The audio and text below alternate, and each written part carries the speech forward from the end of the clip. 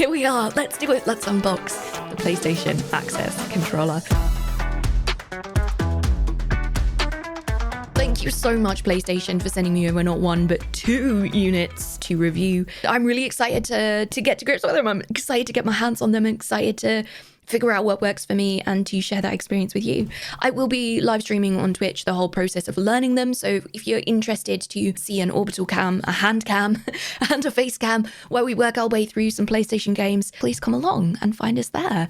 It would be pretty nice to meet you. Is that what my face looks like when I'm streaming? One of the things that is often neglected with accessibility aids in general is how accessible the packaging is. And I'm really impressed with the job that PlayStation has done with this packaging. There is no magic one size fits all for accessibility, but they really have thought about this. And I am really impressed with how much they've thought about it. So without further ado, let me introduce you to Clive. Da, da, da, da, da, da. This is the Elgato face cam, and this is our orbital cam. We also have to thank our sponsor, Elgato. I'm an Elgato partner. It's an absolute pleasure to be an Elgato partner.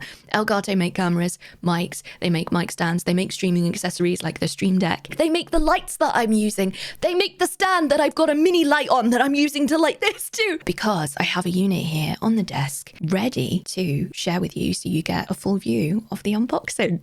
Are we ready? Let's go. First up, weight. So I'm somebody who has a disability that means that they struggle with their grip and lifting heavy things, dexterity, button mashing, things like that.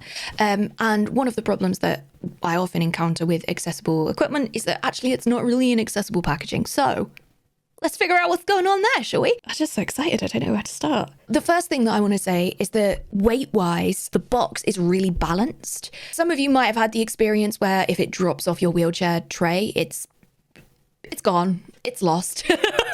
And honestly, this is fantastic. I'm really glad that they've balanced it. The box is balanced, and actually, I'm surprised that I'm able to carry it. I'm surprised that I'm able to lift it. The other thing I want to draw attention to before we open it is these are like ring pulls, so you're able to put a digit through there or maybe a tool to help you open things instead of needing really far more precise dexterity to be able to do it. Let me put this in the cam so we can have the top-down view. Oh yeah. They don't have very high contrast on them. That's the only thing. So I'm wondering about visual accessibility there, but let's go. I'm going to, for the whole unboxing, I'm going to use my weakest side, which is my right side. So I'm going to make this as hard for myself as possible. Not because I think it's a good idea to make things as hard as possible, but because I want to give as much of a realistic review as possible to help folks understand if that's actually really light. Oh, we're in. We're in. I think it's made of like paper. It doesn't feel plasticky. Okay.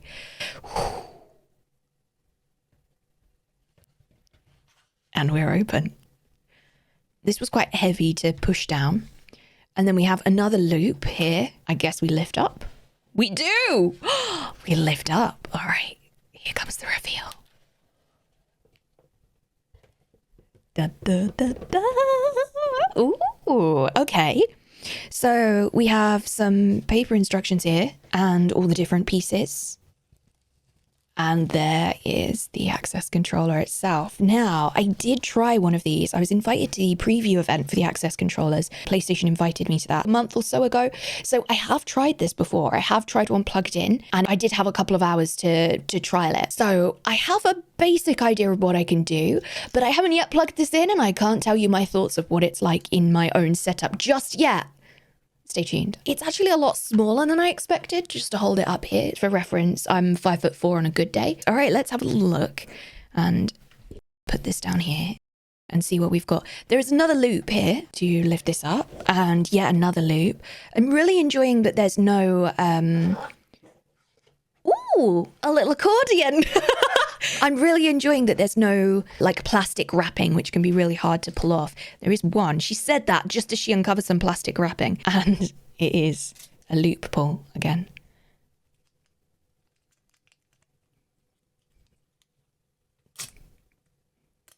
Well, great. Brilliant. That was lovely. And then what have we got inside? These are the labels. These are the labels that go on each of the individual buttons. We have a whole bunch of different buttons here of different sizes and shapes. Sizes and shapes. And then all of the labels. We've got some blank labels, some arrows. Again, I really like that these aren't in fiddly bags or anything. This is the bit that I struggled with the most at the event. This is hard. That's a hard thing for me to do, but fine. Can I get it back in again?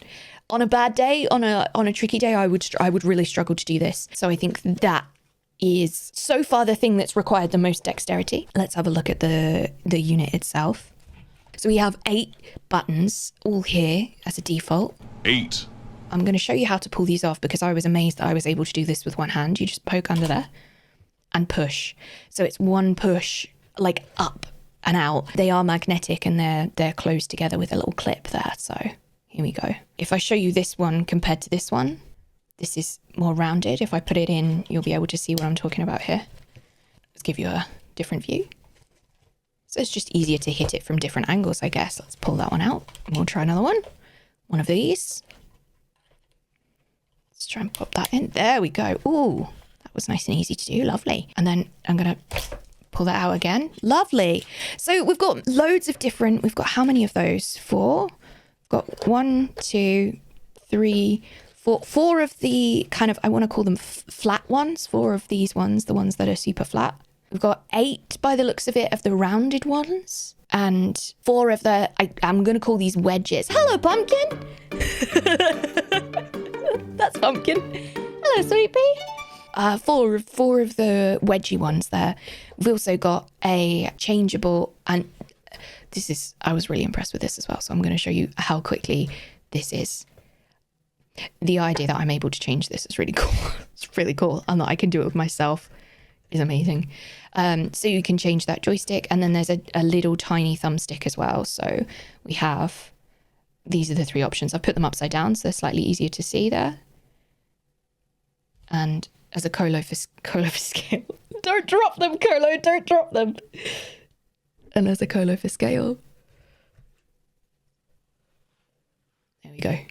Pumpkin, you can't come up. I'm doing some filming. I know, mate. I know that you really want to be here. I'm doing some filming, Pumpkin. Then we have the USB-C cable, and that looks like it plugs in there. And then these are the 4 auxiliary ports. So these are for different accessories, different buttons, different switches that you might be able to get on the market, third-party stuff.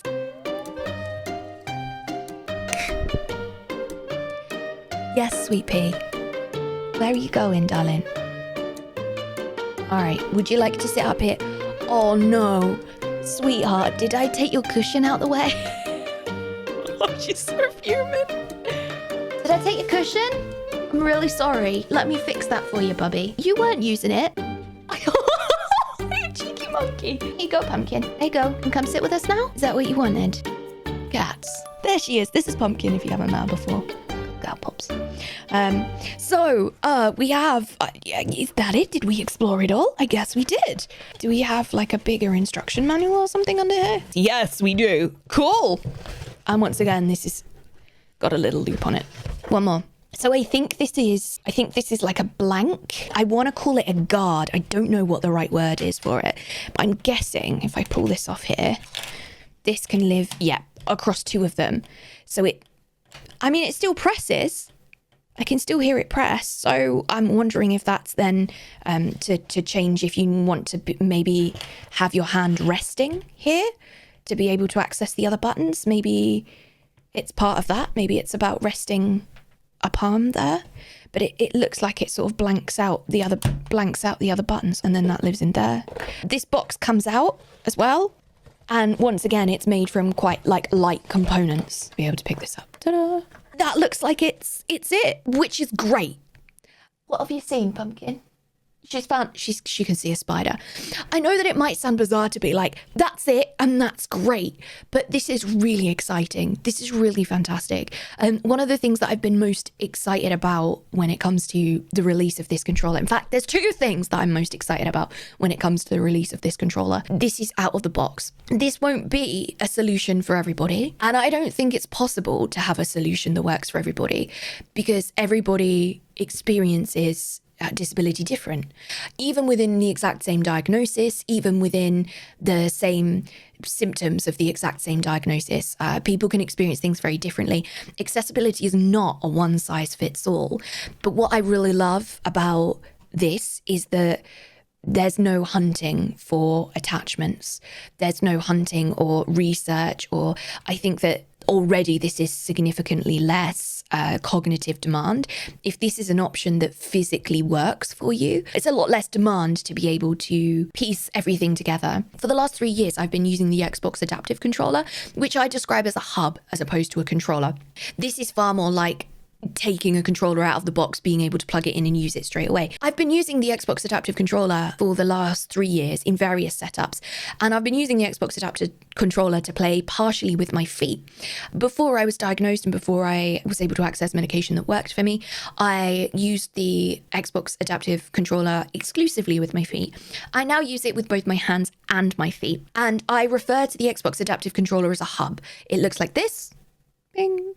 And those two large circles are buttons. That's the equivalent of A and B, and the D-pad. And what you're really looking at with this is the ports on the back. It's a 3.5mm jack, and those are ports that you can add switches in to really customize the controller. So to me, the Xbox Adaptive Controller is a hub that you are able to then find accessories that work for you and to map a controller from scratch for you. Whereas this has the 4 ports, the same 3.5mm jack ports, and the rest of it is there already. So for me, that's quite considerably less cognitive demand. But once again, this isn't an option that's going to work for everybody. I think one of the things that I'm most excited about when it comes to this controller is that PlayStation, Sony, a platform with millions of views, a household name, has stood up and gone, disabled gamers are really important, and their ability to play is really important, and gaming accessibility is really important.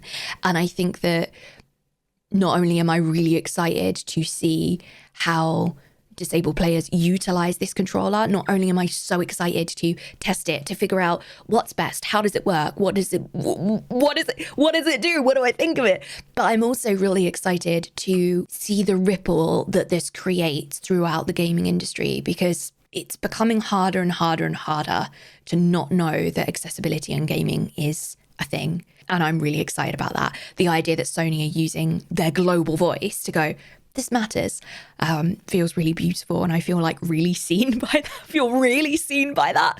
Some of the information that PlayStation have already released about this, that's already public knowledge. These controllers, you can use 2 of them. There is only one joystick. It does extend and then lock in place, but there is only one joystick. So you could add a second joystick via the auxiliary ports, or alternatively, you can play with 2 access controllers. So you can have 2 access controllers and a DualSense controller connected and working together as one controller at the same time, which is really exciting. I'm going to give that one a go too. So there we have it. I am so excited to share more thoughts with you. Thank you so much, PlayStation, for sending over these beautiful controllers. I can't wait. Can't wait. The other thing that's probably worth saying is that PlayStation haven't released this with PC support from day one, which I'm sad about. I understand, obviously, it's a PlayStation product and they want to make sure that more than anything, it works with their product. It works with the PlayStation 5. But I will test it with the PC anyway, and I'll let you know. Officially, there's no support, but I'll let you know whether unofficially it works or not. All right. Thank you so much for tuning in. I'm so excited to share this little journey with you. Thanks for being here, and I will share my full review with you as soon as I can. Take care. Say bye. Say bye, video ruiner. Say bye-bye. Bye-bye. Bye. Bye. She doesn't care. She never cares. I'm so sorry. She just never cares. She never cares.